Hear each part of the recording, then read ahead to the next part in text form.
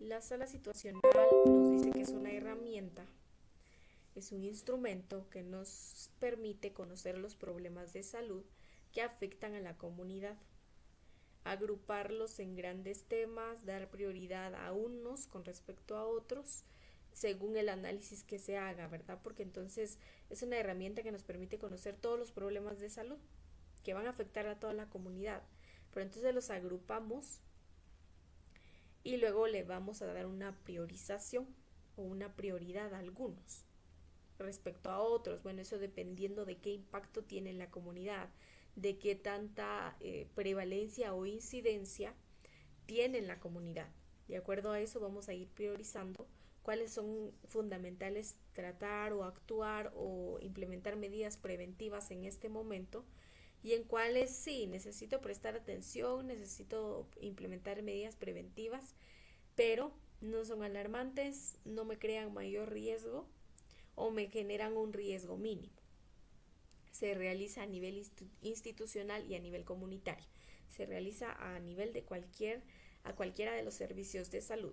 A nivel comunitario también se le llama autodiagnóstico en salud. Autodiagnóstico en salud.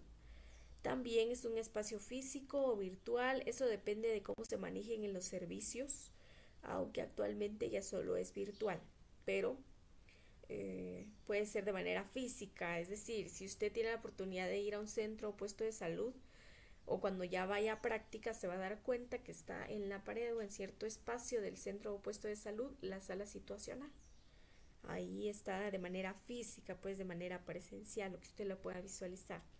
O puede ser de manera virtual, en realidad está de ambas, pero a lo que vamos es cómo lo van a manejar o cómo se va a presentar, ¿verdad? Entonces puede ser en un espacio físico o en un espacio virtual, en donde vamos a tener la información de salud que va a ser analizada por un equipo de trabajo para encontrar o para analizar la situación de salud de una población, especialmente durante situaciones de emergencia, es decir, cuando hay algún nuevo brote, cuando hay alguna nueva aparición de enfermedad o cuando hay alta incidencia de cierta enfermedad.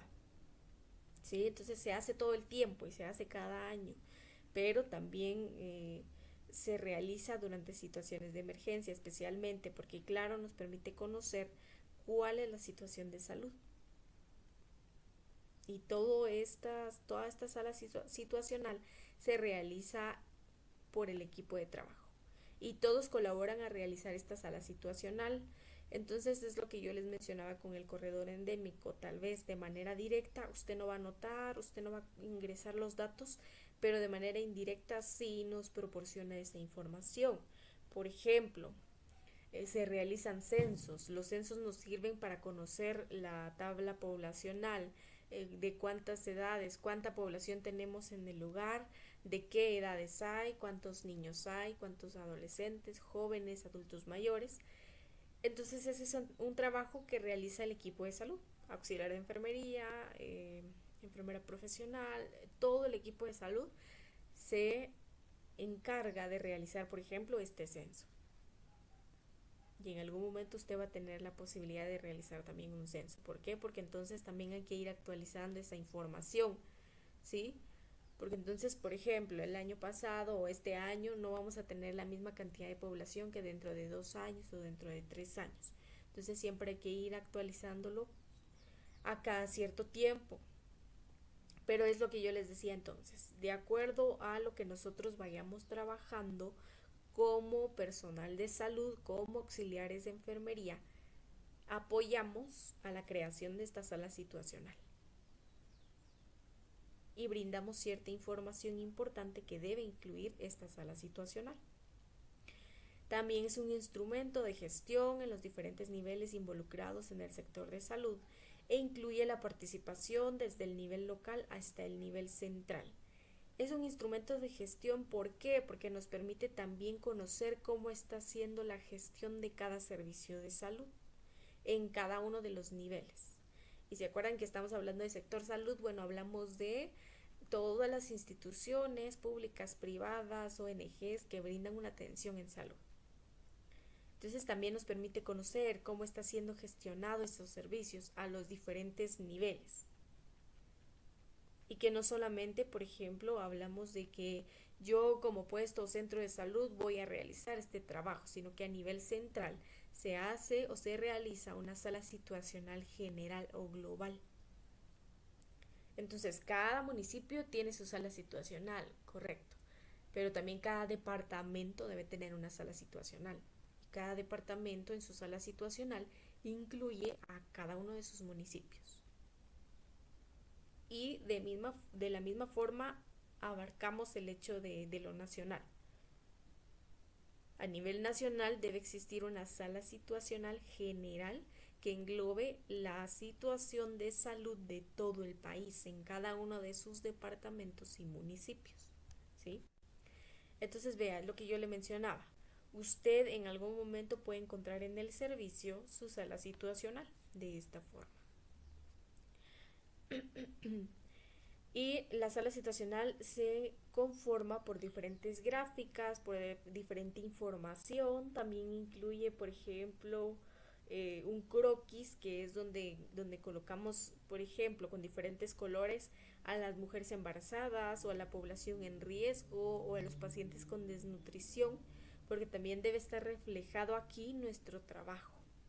Las diferentes gráficas, ¿verdad? Como la tabla poblacional. Ahorita vamos a revisar si tenemos una para enseñarles. Y diferentes gráficas que se utilizan para conocer el estado de salud. Y esta se va actualizando constantemente. Entonces, claro, mes a mes tenemos que ir incluyendo los datos, por supuesto, porque entonces también debemos realizar esta actualización constante de la información. De acuerdo, entonces tenemos, por ejemplo, esta parte que es lo que yo les mencionaba. Bueno, es un croquis o un espacio en el que se coloca un mapeo para detectar fácilmente a las mujeres embarazadas o, por ejemplo, a los pacientes con desnutrición o pacientes con TB, a esos pacientes que están en riesgo. Y bueno, posteriormente que yo les decía, las gráficas que también son parte de nuestra sala situacional, que indican y dan a conocer la situación de salud. Y que está también a la vista de todo el público. Entonces, por ejemplo, no se puede decir, miren, no nos dan información de la situación de salud, porque en cada uno de los servicios hay una sala situacional y está a la vista de cada una de las personas que puedan asistir a este servicio, ¿verdad? También vamos a hablar del término que es la detección. La detección es un programa en epidemiología de salud pública, de aplicación sistemática o universal, bueno, de aplicación en un solo sitio, en un solo lugar, de manera local, pero también de manera universal, para detectar en una población determinada y asintomática una enfermedad grave, con el objetivo de disminuir la tasa de mortalidad asociada. La detección entonces es una investigación. Es una investigación que yo puedo realizar a través de entrevistas, a través de visitas domiciliarias, a través de la consulta, etcétera. A través de diferentes instrumentos yo puedo detectar, conocer o investigar a cierto grupo de la población o en una población que sea asintomática de una enfermedad grave, para que entonces disminuyamos la tasa de mortalidad o incluso de morbilidad, que es lo que hacemos en el caso de COVID-19. Realizamos una detección, ¿sí? Entonces, por ejemplo, bueno, una persona, un paciente sufrió un contacto, salió positivo, tuvo contacto con muchas personas de la comunidad porque pues tuvieron una fiesta, por ejemplo. Tuvieron una fiesta, entonces convivieron entre todos sin las medidas de bioseguridad, no sabían que esta persona estaba enferma y que iba a salir positiva y convivió con cada uno de ellos. De todas esas personas, no todas se van a contagiar, número uno, ni todas van a ser sintomáticas. Y eso depende de la reacción que tenga su organismo y su sistema inmunológico ante cierta enfermedad. Eso no se puede determinar o no le puede decir por tal cosa sucede o por tal cosa sucede. Eso es cuestión del organismo, de cómo su organismo actúa y reconoce esta enfermedad. Entonces, la detección es eso, detectar, investigar, En dado caso, entonces terminó la fiesta, este paciente al día siguiente ya se sentía mal, ya tenía síntomas, llega a nuestro servicio de salud, se le realiza la prueba y sale positiva. A partir de que mi paciente salió positivo, yo voy a realizar la detección. ¿Mediante qué? Bueno, entonces lo voy a entrevistar y le voy a preguntar, mire, estuvo en una fiesta los últimos días, con quienes convivió, quiénes estaban, nombre por nombre, persona por persona. Si habían 20 personas, las 20 personas me tiene que decir. Si hubieron 60 personas, las 60 personas me tiene que decir. Porque yo tengo que detectar a todas las personas y detectar de todas esas personas quién se contagió, quién es sintomático, pero especialmente a los asintomáticos. Esa es mi prioridad, detectar a los asintomáticos. Porque bueno, los sintomáticos, bueno, tienen síntomas, van a desarrollar la enfermedad, es más fácil detectar que están contagiados, pero en los asintomáticos no, porque su nombre lo dice, no presentan síntomas. Y si no presentan síntomas y si yo no los detecto a tiempo, van a contagiar a demás personas, porque aunque sea asintomática, va a seguir transmitiendo esa enfermedad. Entonces, por eso es importante que hagamos esta detección, ¿verdad? Cuando yo determine que una persona está enferma, tengo que realizar una investigación. Tengo que detectar a esa población contagiada o expuesta, especialmente expuesta. Entonces la persona ya me dijo, mire, conviví con tales personas. Bueno, entonces voy una por una por una. Claro, que primero sería, por ejemplo, que todos estén en cuarentena por seguridad, sea que se hayan contagiado o no. Esa es la medida que se toma. Y bueno, luego pues se tiene un seguimiento, claro. Entonces, por ejemplo, de esas 60 personas que estaban en la fiesta, las 60 tienen que estar en cuarentenados. Y se debe llevar un seguimiento de las 60 personas. De esas 60 personas, 40 son sintomáticas. Bueno, entonces ya las descarto. Son sintomáticas, mantenemos un tratamiento paliativo, porque recuerden que COVID-19, este es el ejemplo de COVID-19, ¿verdad? En COVID-19 no tenemos un tratamiento curativo, sino paliativo, quiere decir la disminución solamente de los síntomas. Entonces, pero ya sabemos que son sintomáticos, sí sabemos que están contagiados y sí podemos o tenemos una forma de determinarlo, aunque no les hayamos realizado examen, bueno, vimos que tiene síntomas, se le realiza el examen y evidentemente sale positivo. Ahora, de esas 40 personas, como son 60, 20 no han presentado nada.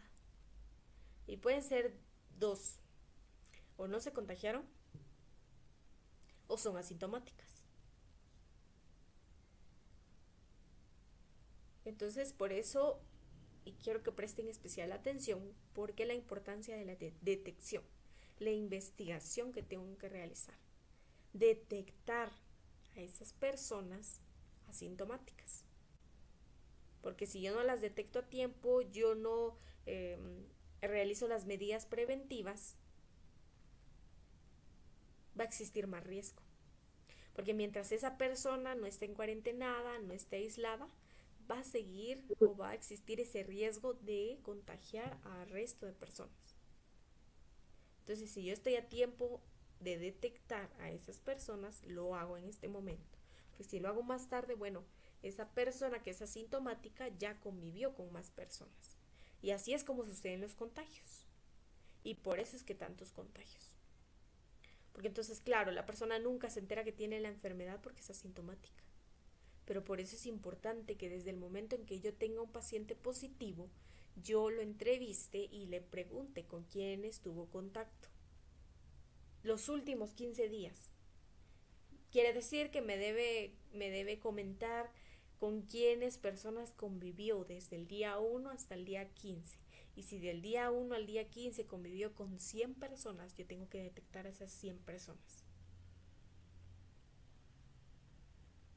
para evitar este riesgo de aumento en los casos. Estamos hablando de COVID-19. Y claro, si aumenta el número de casos, va a aumentar la posibilidad de mortalidad, porque no todos reaccionan de la misma forma a la enfermedad.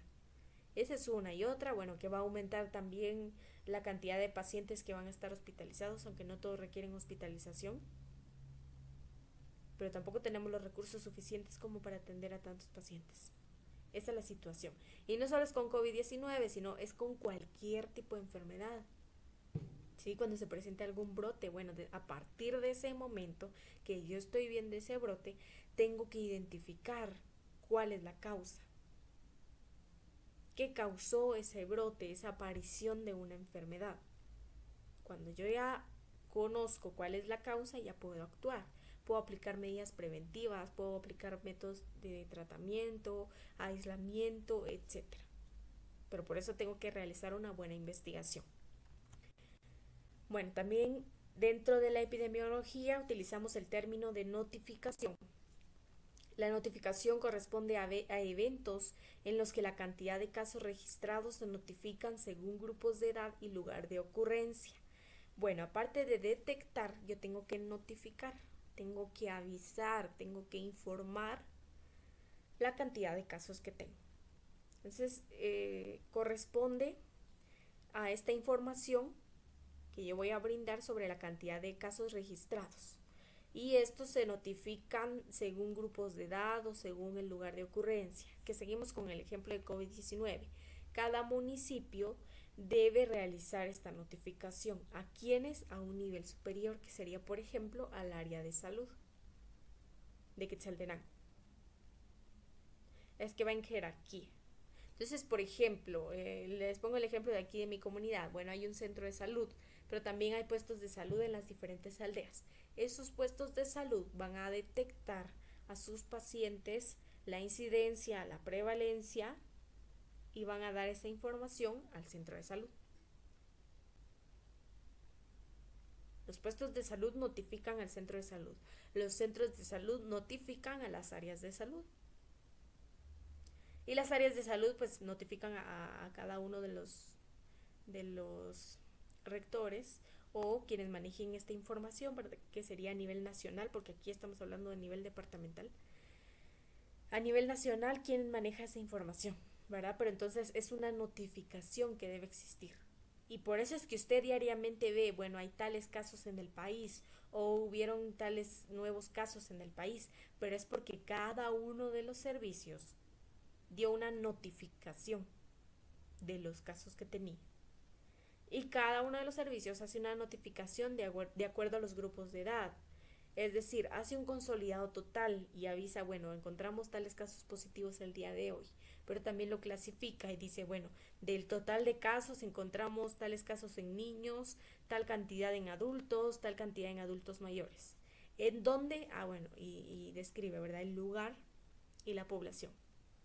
Entonces la notificación nos permite tener datos estadísticos que nos muestren la frecuencia con la que está ocurriendo la enfermedad. A cada cuánto tiempo hay nuevos casos, que actualmente diario hay nuevos casos.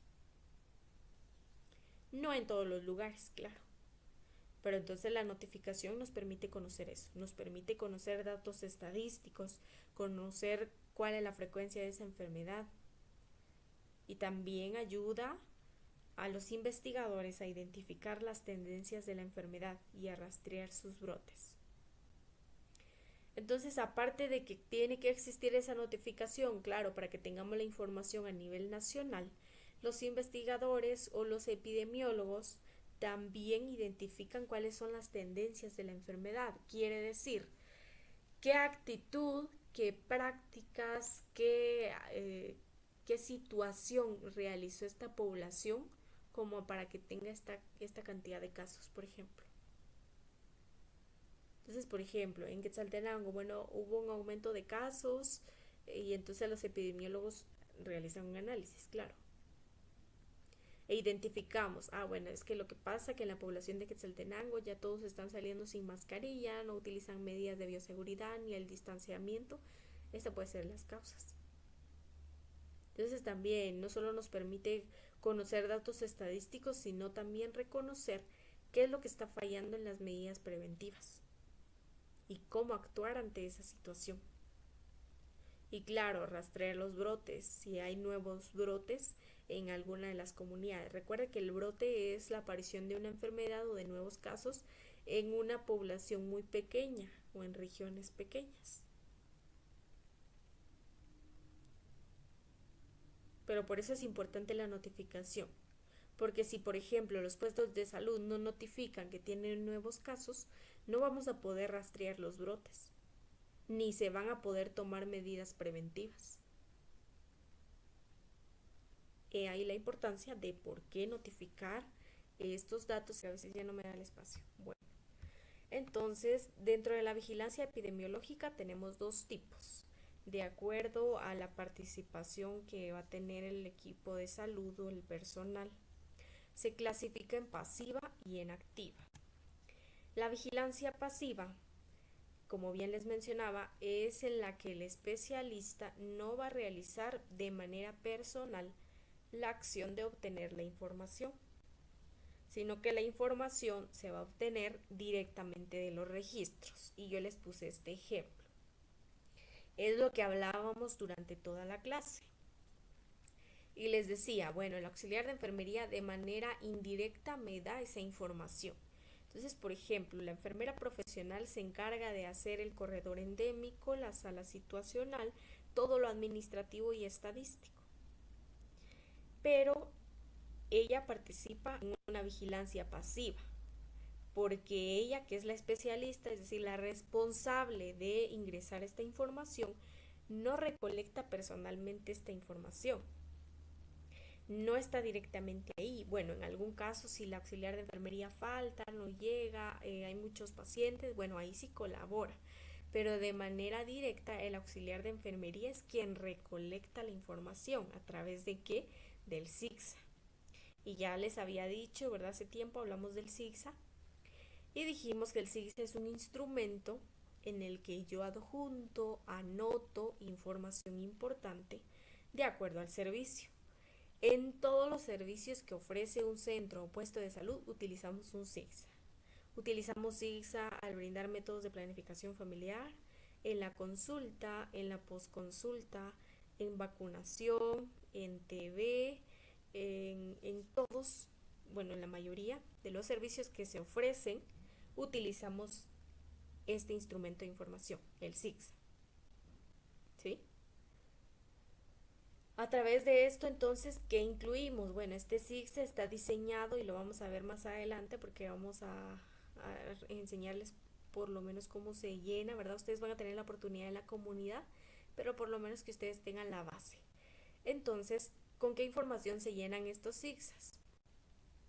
Hay diferentes formatos, porque cada formato está específicamente diseñado para cada servicio.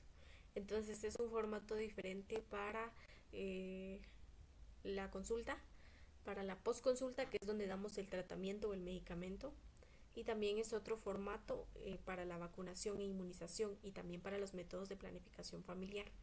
Pero prácticamente el ingreso o la anotación de estos datos son parecidos.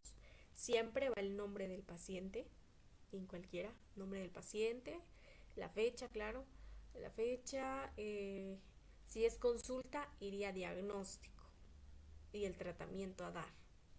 Con la diferencia de que, por ejemplo, en la postconsulta sí, también es nombre, tratamiento, diagnóstico, pero en la postconsulta el paciente me tiene que firmar de que recibió esos medicamentos, solo los que recibió, claro, porque si no tenemos en el servicio no le voy a decir, mire, fírmeme aquí, porque no tengo en existencia ese medicamento.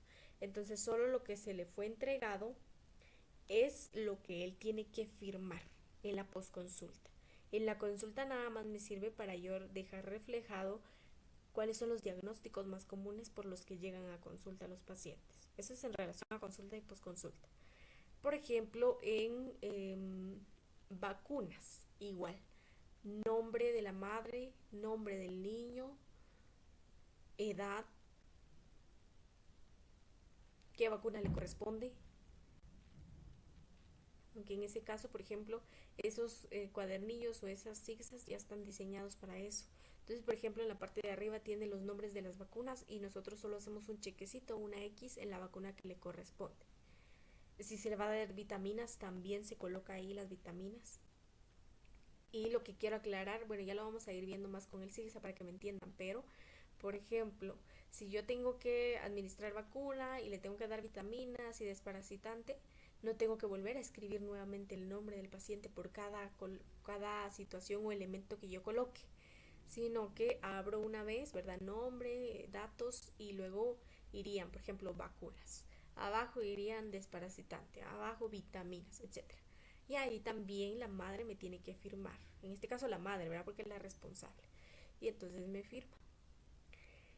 Lo que quiero que entiendan es que utilizamos un zigzag y a través de ese zigzag nosotros reflejamos la información que nos sirve para estos datos estadísticos que ya vimos en el corredor endémico, que ya vimos en la sala situacional. ¿Sí? Entonces, ¿cómo obtengo yo la cobertura de las vacunas? Del zigzag que ha llenado el auxiliar de enfermería a lo largo de determinado tiempo. Al finalizar, porque se hace cada mes, al finalizar el mes se hace una estadística general.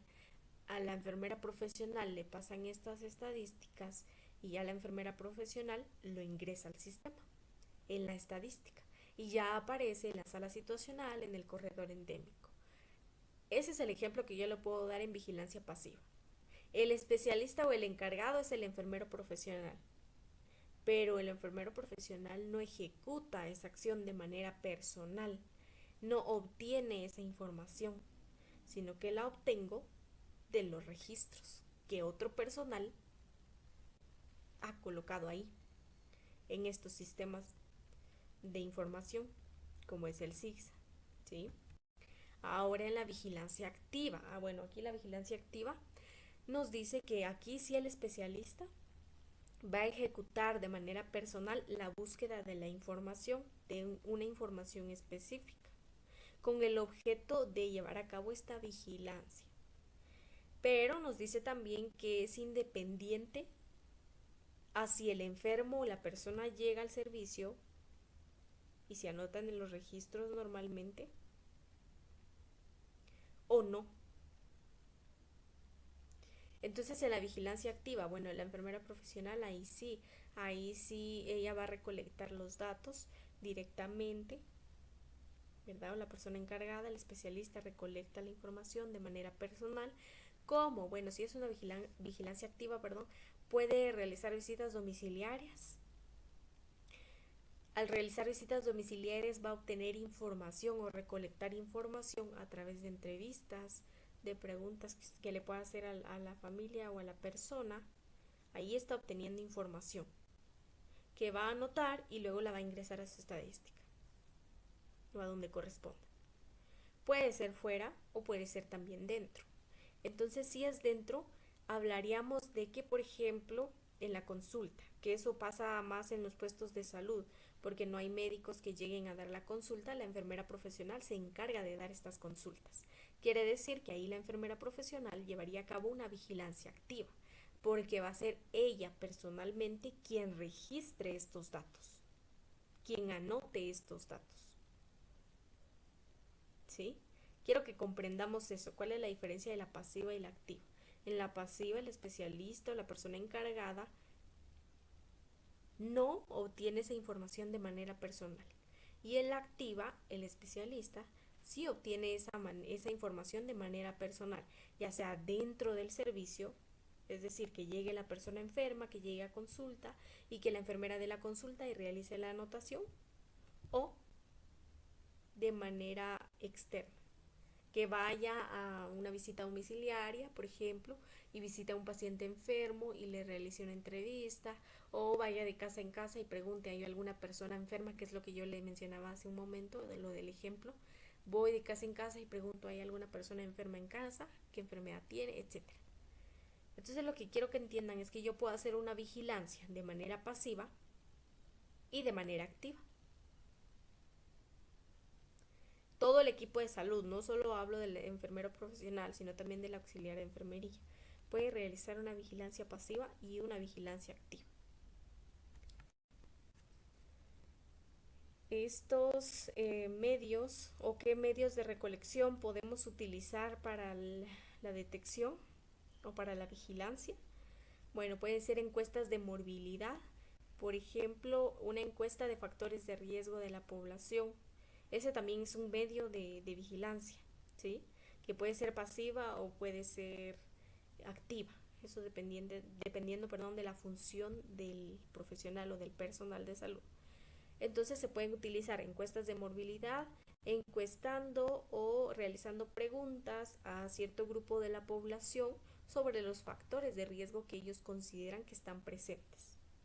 También puede ser una detección rápida de casos, por ejemplo, que se haga un examen masivo o que se encuentre, por ejemplo, a un grupo grande de personas que tienen fiebre y que tienen rash, algún tipo de alergia o reacción alérgica, casa por casa, durante epidemia de dengue, por ejemplo. Este es un ejemplo, ¿verdad? Si hay dengue, bueno. Entonces puede ser también este otro medio de vigilancia a través de la detección rápida de casos. Entonces yo voy de casa en casa preguntando, ¿hay algún paciente que tenga fiebre? ¿Algún paciente que tenga rash? ¿Cómo es el rash? Bueno, es como una alergia que abarca gran parte del cuerpo. Y tiene fiebre, ¿verdad? Esos serían los síntomas que a mí me determinarían si es un caso de dengue, por ejemplo. Entonces es una detección rápida porque en lugar de que yo espere a que el paciente llegue al servicio, yo voy a buscar a los pacientes que estén sintomáticos, ¿sí? Este también puede ser un medio de vigilancia. También está la investigación epidemiológica de brotes epidémicos, por ejemplo, estudio de brotes de hepatitis. Bueno, entonces siempre investigar en nuestra población si hay algún brote, bueno, detectar cuál es el riesgo de esas personas en las que hemos detectado un brote, implementar medidas preventivas y conocer cómo está actuando ese brote. Recuerde que cuando hablamos de un brote es ese número de nuevos casos que se da en un grupo muy pequeño, en una población muy pequeña, como en las aldeas o municipios. Entonces también tengo que estudiar, ¿verdad?, los brotes, una investigación epidemiológica de estos brotes que se presentan. También puede ser por comunicación de manera confidencial de los resultados de los estudios a parejas sexuales de enfermos con una enfermedad de transmisión sexual. Bueno, este también puede ser un medio de vigilancia. ¿Por qué? Porque entonces cuando yo detecto a una persona positiva de enfermedades de transmisión sexual, es responsabilidad tanto de la persona enferma como del personal de salud informar a las parejas sexuales de la persona enferma o a la pareja sexual de la persona enferma. Eso es una responsabilidad. Entonces yo creo que en algún momento se los comenté. Bueno, si se le hace la prueba a la persona, resulta que salió VIH positivo, se le da un lapso de tiempo porque tampoco se le puede insistir y decirle, mire, mañana les tiene que decir, porque también es un proceso difícil emocional y físicamente de aceptar, es muy difícil para los pacientes. Entonces se le da un lapso como de una semana y se le dice, miren, en una semana usted le tiene que informar a su pareja o a sus parejas sexuales de la enfermedad, para que ellos también se realicen la prueba, para que ellos también entren en tratamiento antirretroviral y tengan las medidas preventivas. Y si esas personas tienen parejas sexuales, también tienen que informarle a las parejas que tengan. Ese es un medio de vigilancia, porque entonces así estoy detectando a las personas en riesgo. Esos son medios, entonces todos los que mencionamos ahorita son medios por los que yo puedo llegar a realizar una vigilancia, ya sea activa o pasiva. Bueno, vamos a ir viendo entonces otros términos. La vigilancia pasiva es cuando el personal que obtiene la información no ejecuta personalmente la acción, como ya dijimos, sino que se recoge la información directamente de registros como historias clínicas, anuarios, informes, reportes de consulta, certificados de defunción, protocolos de necropsias, etc. Y en la vigilancia activa es cuando el personal de salud ejecuta la búsqueda de información de manera directa, que para ello se utilizan, por ejemplo, encuestas de morbilidad, de factores de riesgo, socioeconómicas, investigaciones epidemiológicas, control de focos o de brotes, pesquisa serológica, igual es como una búsqueda de ciertos pacientes para realizar estas pruebas de laboratorio. Citológicas también, mediante cualquier examen de laboratorio o medio de diagnósticos que se utilicen para esta vigilancia, ¿sí? Entonces, vigilancia pasiva y vigilancia activa. Bueno, aquí vemos un poquito más desarrollado, ¿verdad? Para que quede un poquito más claro. La activa se inicia frente a la sospecha de un caso. Desde que se sospecha un caso, se inicia. La activa, estamos hablando de la activa. ¿Cuál dijimos que es la vigilancia activa? Tiene registros especiales para dejar constancia del estudio del caso sospechoso, de laboratorio y de estudio de contactos. Entonces también, cuando ya hay cierto caso sospechoso, se utilizan ciertos formatos, ciertos registros para dejar constancia de que existe ese caso sospechoso, aunque no se haya confirmado. Entonces hay una hoja, un boletín, un formato, como se le quiera llamar, epidemiológico, en el que colocamos todos los datos del paciente, todos los síntomas que presenta, todos los factores de riesgo a los que estuvo expuesto, si le hicieron exámenes de laboratorio y también con quienes tuvo contacto. Esta es la activa.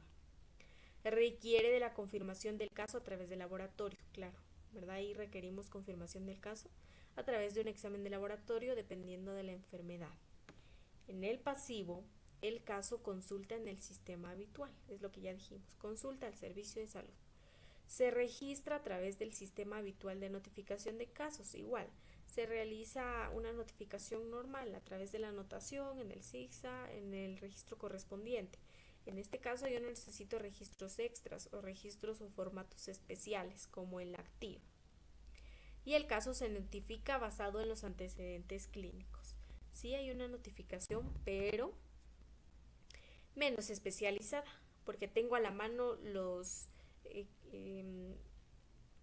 papeles, los documentos que a mí me dan a conocer toda la información. Entonces se notifica en base a los antecedentes que tenga este paciente. ¿Sí? En la activa se implementa cada vez que se requiere eliminar una enfermedad. Cada vez que se quiere eliminar una enfermedad. ¿Por qué? Porque entonces a partir de que yo detecté un caso sospechoso, yo tomo las medidas preventivas, determino los factores de riesgo, determino los contactos y así mantengo el brote controlado y evito que se propague, siempre y cuando haya hecho una buena recolección de datos, claro. Requiere una notificación semanal. Cada semana se debe notificar al servicio cómo es el estado de los pacientes, si siguen los mismos casos, si ha habido un aumento o ha habido recuperaciones. De manera que todo el sistema de salud esté alerta para buscar nuevos casos sospechosos si es que se presentan o si se salió de control. Y en la pasiva se implementa por razones de control de enfermedad. Aquí hay una gran diferencia, ¿sí? La activa la utilizamos para eliminar esa enfermedad y la pasiva es para controlar la enfermedad, que probablemente sea una enfermedad que no se pueda curar o que no se puede eliminar, pero por lo menos sí podemos controlarla y mantenerla en cierto grupo. ¿Pero por qué? Porque tenemos toda la información necesaria en estos instrumentos de comunicación, en estos registros, ¿sí? Entonces digamos que aquí para que sea más claro, en la vigilancia pasiva son los casos normales de enfermedad que van a llegar al servicio. Los casos que lleguen al servicio de lo que usted quiera. En la vigilancia activa es cuando la enfermedad tiene la capacidad de convertirse en epidemia si no la eliminamos o si no tomamos medidas preventivas. También en la otra, claro, si se sale de control, bueno, va a provocar más afección en las personas y más riesgo, pero lo que quiero que entiendan es que en la vigilancia activa ya requiere una vigilancia epidemiológica mucho más estricta, una notificación estricta y formatos estrictos en donde yo tengo que dar esa información y notificar constantemente. En la pasiva, sí, se presenta una enfermedad en mi servicio, pero es algo que como servicio podemos controlar. Que como servicio tenemos las medidas preventivas suficientes, el personal suficiente y obtenemos los registros suficientes para controlar esa enfermedad. ¿Sí? Hay que hacer esa diferencia. ¿De qué depende la vigilancia? la vigilancia epidemiológica, ¿de qué depende? De la cobertura que querramos lograr, de los objetivos que querramos cumplir, de los presupuestos con los que se cuente, de cómo está organizada la localidad o el lugar y los intereses de los organismos como el gobierno y otras entidades. Entonces, la vigilancia que se lleve a cabo en los servicios depende mucho de cómo interfiera también en dado caso los servicios, pero también los organismos gubernamentales, el Estado, porque eso depende mucho de cómo voy a llevar yo a cabo la vigilancia. Porque si a mí el gobierno, el Ministerio de Salud, a mi servicio no le da el presupuesto suficiente, los recursos humanos suficientes, aunque yo quiera, no voy a poder realizar una buena vigilancia. Entonces, el tipo de vigilancia que yo vaya a llevar a cabo, ya sea pasiva o activa, depende de lo que yo quiera lograr. Depende de los objetivos, depende del presupuesto con el que cuente, con el material, tanto humano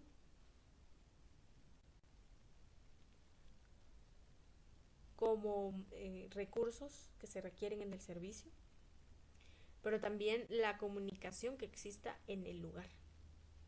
Porque esto es un trabajo en equipo, no es que solo la enfermera profesional, ni que solo el técnico en saneamiento ambiental, ni solo el auxiliar de enfermería, no, sino que es un trabajo en equipo. E incluso en la vigilancia epidemiológica, uno de los pasos es que se tienen que dar ciertas funciones.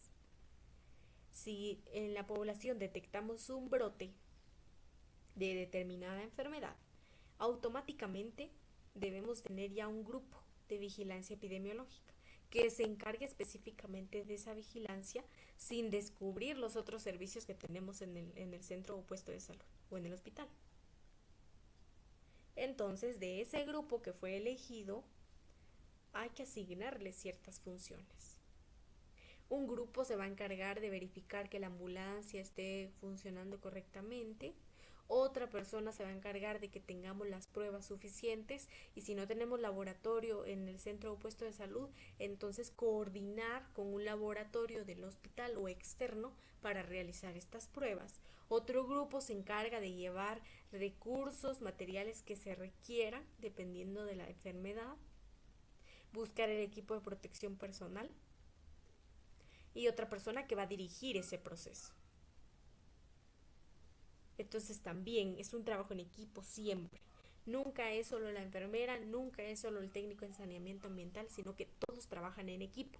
Y por eso yo les recalco mucho, trabajen en equipo, porque a partir de que ustedes aprendan a trabajar ahorita en equipo, lo van a realizar allá en los servicios.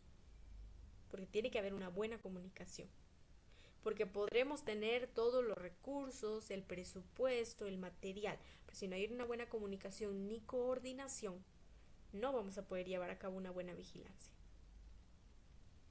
Y aparte, claro que cada uno de los que pertenecen al grupo de salud o al equipo de salud deben tener conocimiento sobre estos procesos, sobre esta enfermedad o sobre los tipos de enfermedades o cómo actuar ante estas enfermedades, los tipos de vigilancia. Por eso es que ustedes también lo están viendo, porque ustedes en algún momento van a ser parte de ese grupo que pueda ayudar a la detección y al control o eliminación de determinada enfermedad.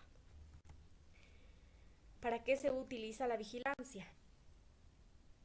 Para tener una estimación cuantitativa de la magnitud del problema, es decir, conocer en cantidad qué tan grande es el problema, a qué tanta población está afectando. Para eso le sirve la vigilancia. Porque entonces a través de los medios de recolección, cualquiera de los dos tipos de vigilancia me dan una información cuantitativa.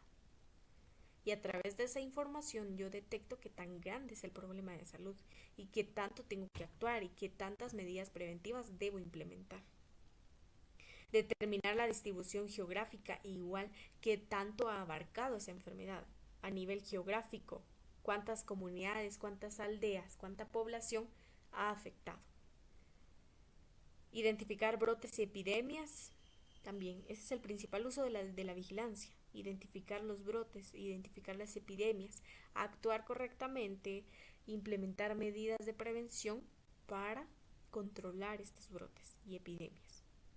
Y también el día de ayer hablamos de eso, ¿verdad? El claro ejemplo de COVID-19. Si se hubieran tomado las medidas preventivas, si se hubiera tenido una buena vigilancia, no se hubiera convertido en pandemia. Ya vimos cuál es la diferencia, ¿verdad? Entonces también aquí vemos la importancia de la vigilancia. Que no solamente es que yo tengo que estar al pendiente de las enfermedades que hayan, sí, pero también debo tomar ciertas medidas preventivas. Porque la mayoría de las enfermedades o brotes o epidemias son preventivas. El COVID-19 se pudo prevenir, o por lo menos prevenir que fuera una pandemia, que llegara a todas partes del mundo, sí se pudo realizar, si hubiéramos tomado medidas de control correctas.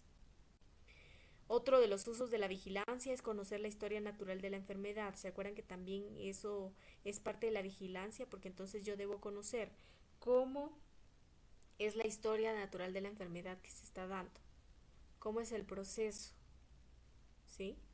¿Qué síntomas tiene? ¿Cómo se contagia? ¿Cuánto tiempo de incubación tiene? ¿Qué medidas preventivas puedo tomar? Es lo que usted debe enfocarse. Esto es como un ejemplo de lo que usted debe hacer con su exposición del día de mañana. Usted debe colocar qué es la enfermedad, cuál es el periodo de incubación, cuáles son los signos y síntomas, pero especialmente cómo se previene. Y si no cómo se previene, cómo prevenimos que se convierta en una epidemia o que se propague a otras personas de una misma comunidad, ¿sí? Y claro, evaluar las medidas de control y prevención. Si yo tengo una vigilancia constante, también voy a tomar en cuenta la evaluación. Es importante la evaluación en todo momento. Evaluar, ¿están funcionando las medidas de control, las medidas de prevención?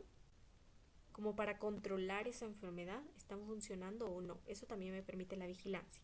Es una de las funciones que debo tener yo si soy parte de esta vigilancia epidemiológica. ¿De acuerdo? También nos sirve la vigilancia para monitorear los cambios de los agentes infecciosos, igual, para conocer cómo van cambiando estos agentes infecciosos. ¿Se acuerdan qué es un agente? ¿Qué es un agente? La vigilancia epidemiológica le sirve para monitorear cómo van cambiando estos agentes, cómo van cambiando estos causantes de enfermedad, porque no son los mismos agentes que provocaban antes o hace 10 años enfermedades que los que afectan o provocan enfermedades ahora. Y la vigilancia epidemiológica nos va a servir a lo largo del tiempo porque entonces también nos va a permitir evaluar. Bueno, hace 10 años estos agentes pues eran mucho más fáciles de actuar, de tomar medidas preventivas, de controlar, a diferencia de estos agentes que se están presentando ahora, que son desconocidos, que no sabemos cómo actúan, que no sabemos cómo afectan, a qué grupos afectan, qué medidas preventivas tomar. Eso también nos permite la vigilancia. Estar atentos a los cambios que tienen estos agentes y cómo tratar estos agentes infecciosos para disminuir los índices de cierta enfermedad. Nos facilita la investigación epidemiológica, claro. Si tenemos una buena vigilancia, nos va a permitir realizar una buena investigación en relación a epidemias, epidemiología. Comprobación de hipótesis también. Uno de los usos de la vigilancia es comprobar hipótesis. Es decir, cuando yo tengo un caso sospechoso y recolecto datos, tengo cierta hipótesis, tengo cierta idea, cierta probabilidad, cierta situación que yo creo que puede ser. Recuerden que una hipótesis es una verdad no probada o no comprobada, ¿sí? Entonces para mí es una verdad, pero no tengo cómo comprobarlo. Entonces es una hipótesis. Pero la vigilancia epidemiológica a través de la investigación, a través de los datos que yo recolecte, me permite comprobar esa hipótesis y decir, ¿es una hipótesis verdadera o es una hipótesis falsa? Entonces, por ejemplo, con esto de COVID-19 sucedió lo mismo.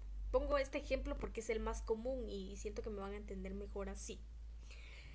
Entonces, igual, se creó una hipótesis, bueno, una cantidad de hipótesis, ¿verdad? Que había sido por el murciélago, que se comieron el murciélago, que fue un invento de los gobiernos, que fue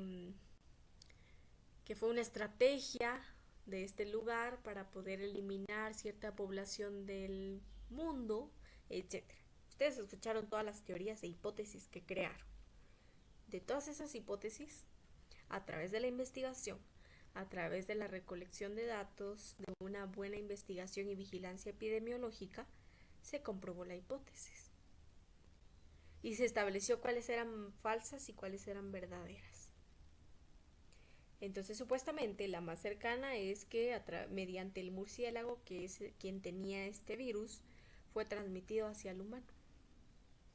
Esa es la hipótesis que se tiene hasta el momento. Entonces, ¿se dan cuenta cómo uno puede ir determinando esas hipótesis? Porque cuando una enfermedad aparece, uno se crea hipótesis y dice, es que fue por esto, fue por lo otro. Incluso, sin ir tan lejos, cuando usted se enferma, cuando alguno de sus familiares se enferma, seguro fue por tal cosa, o porque comió tal cosa, o porque hizo tal cosa. Bueno, esas son sus hipótesis, ¿sí?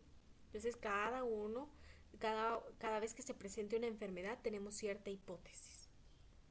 Y entonces la vigilancia epidemiológica, una buena recolección de datos, nos permite comprobar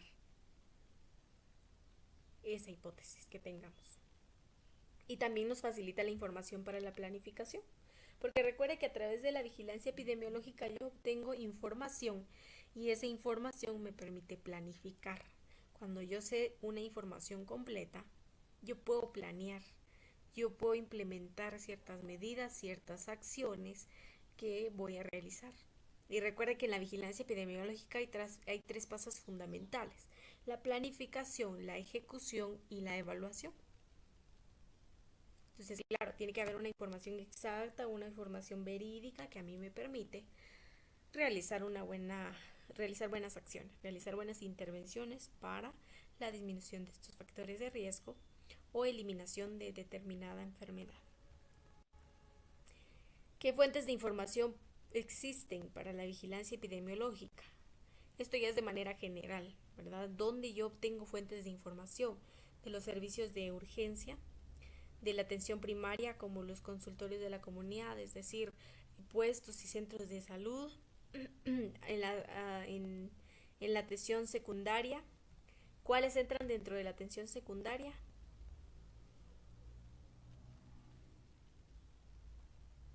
Estamos hablando de los niveles de atención. ¿Cuáles entran en el segundo nivel? Diego, ¿cuáles servicios entran en el segundo nivel?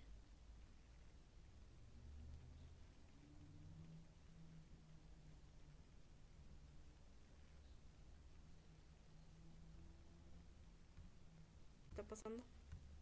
Bueno, entonces a través de estos servicios yo puedo obtener información también. Porque no es que las enfermedades solo se den en las comunidades. Sí, es la primera parte o el primer lugar en donde se dan, pero también en otros lugares puedo detectar yo o puedo obtener información. Entonces, si por ejemplo en mi comunidad detecté un brote de tal enfermedad, puedo a los siguientes niveles o en laboratorios identificar, mire, de casualidad no ha tenido un caso tal los últimos 20 días, el último mes. Porque entonces así voy a saber también cuántas personas han acudido a los servicios de salud por la misma situación. ¿Sí?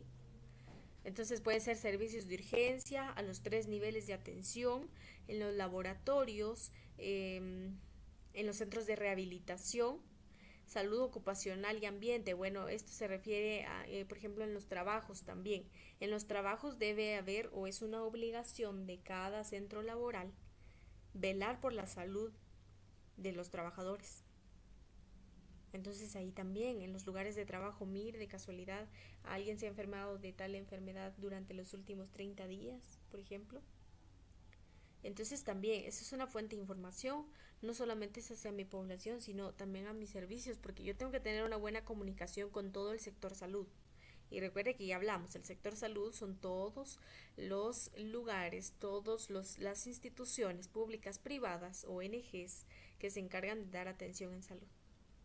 Entonces, a través de esos servicios también yo obtengo información. Porque probablemente no todos los pacientes llegan hacia mi servicio comunitario. Algunos acuden a los servicios hospitalarios, a los laboratorios a realizarse algún examen, en sus trabajos reportaron enfermedad, en los centros de rehabilitación, a los servicios de urgencia han llegado tales casos. No todos van a la comunidad, no todos van a los centros o puestos de salud. Entonces también tengo que buscar otras fuentes de información. Bueno, la recolección de información puede ser también activa o pasiva. La activa puede ser por una fuente primaria como estudios, monitoreo, entrevistas. Eso es parecido a la vigilancia, ¿verdad? Vigilancia epidemiológica, vigilancia activa y pasiva. Es exactamente igual. En la activa, pues yo tengo fuentes primarias de información a través de estudios, laboratorios, monitoreo, exámenes, entrevistas. Y la pasiva a través de los casos registrados, a través de casos que lleguen a mi servicio. A través de eso puedo obtener información, ¿sí? Y Centinela, que es otro tipo de recolección de información, que es una combinación de activa y pasiva. Puedo utilizar yo el medio de Centinela, que entonces tengo una fuente de información a través de laboratorios, pero también a través de los casos registrados, en ambos. Entonces tengo una recolección de información de estos tres tipos. Instrumentos de registro, ¿qué instrumentos puedo utilizar o qué instrumentos se utilizan para registrar? Porque recuerde que en la vigilancia pasiva yo la información la obtengo de registros. Entonces, ¿en dónde comúnmente yo registro? Aparte del SIGSA, ¿verdad? Porque es el único que les he mencionado. Bueno, aparte del SIGSA, ¿en dónde más registramos información?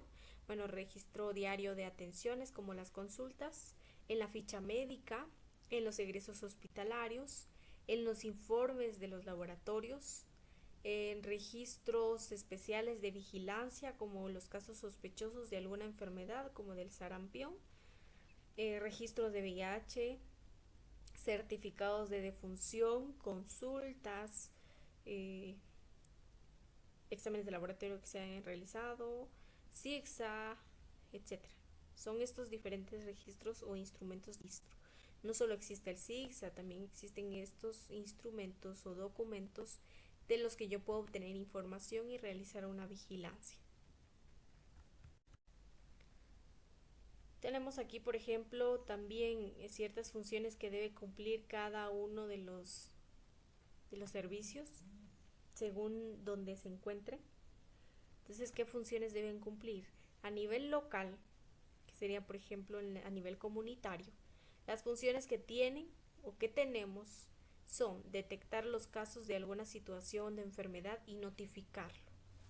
Y fíjense que no les había mencionado eso, pero aparte de la importancia de notificar los casos, porque debo conocer un total de casos, es para prever situaciones, para informar y para que a los otros niveles puedan actuar más rápidamente. ¿Qué es lo que debió suceder en el caso de COVID? ¿Verdad? Desde que se presentó en esa comunidad de Wuhan, debieron haber notificado, miren, tenemos tales casos, pero lo estamos controlando, entonces para que ustedes también tomen medidas preventivas, así debió de haber sido, pero no fue así. La comunidad o el lugar de Wuhan mantuvo en secreto esos casos y hasta que salió de sus manos lo informaron, ¿sí? Entonces también por eso es importante, porque si yo no notifico a tiempo, puedo empeorar la situación de salud. Entonces a nivel local o a nivel comunitario la función que tenemos es detectar esos casos, pero también notificarlos propiamente y darle tratamiento a esos casos si es que conocemos el tratamiento que debe dársele. Y colaborar para realizar medidas preventivas y de control en la comunidad. Esa es la situación principal que hay que realizar en las comunidades, ¿verdad? Ejecutar acciones para prevenir y controlar esta enfermedad en la comunidad. Entonces todo inicia desde las comunidades. Y por eso les ponía este ejemplo de Wuhan, de donde se originó COVID-19. Porque entonces ellos no informaron ni notificaron a tiempo, no cumplieron con su función.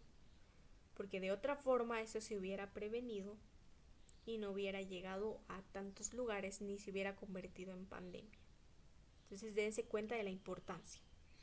Los servicios de salud quiere decir a segundo nivel de atención o en realidad a segundo y tercer nivel, ¿sí? En este segundo y tercer nivel, ¿qué funciones tenemos? Integrar la información de su territorio, es decir, juntar toda la información de cada localidad, de cada comunidad integrar o unir toda la información, analizarla y difundirla. Y eso también es algo que se debe realizar. ¿Sí? Yo tengo toda mi información, las comunidades ya me informaron que hay tal y tal enfermedad, bueno, entonces ya me lo informaron a mí. Yo reúno esa información, lo analizo, bueno, los servicios de salud, ¿verdad? Las personas encargadas lo analizan y difunden la información. ¿Se dan cuenta cómo es importante la comunicación y difundir esta información? Porque si yo no lo difundo, yo no voy a prevenir. Y claro que va a ser imprevisto para las demás personas porque no lo sabían.